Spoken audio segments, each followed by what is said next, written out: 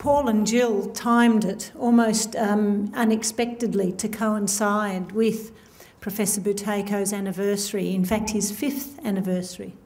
What was it like to see inside Buteyko's clinic where he made the discovery?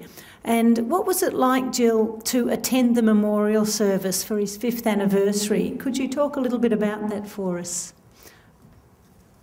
Thanks, Jackie. To actually go into the room where Professor Buteyko worked and did his research and made his discovery was quite overwhelming. I felt very privileged to actually be there and to go into his clinic where Andre and Ludmila still work.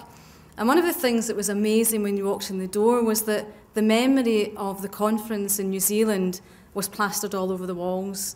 As soon as you walked in were the BIBH certificates that had been given to Ludmila and Andre and Professor Buteyko. And all around the walls was pictures of Russell, of Jackie, of Paul, of myself, and all the other practitioners who trained with Professor Buteyko. So I felt very privileged to be there, and I thought that was a great compliment that that is what they thought of having been invited along by Russell and Jen to New Zealand.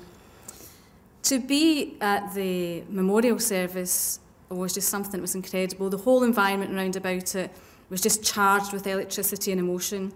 And all of these women that came along, the lady that you saw walking with the flowers had only lost her husband 5 days ago. She was a doctor who trained with Buteyko and worked at many of his clinics.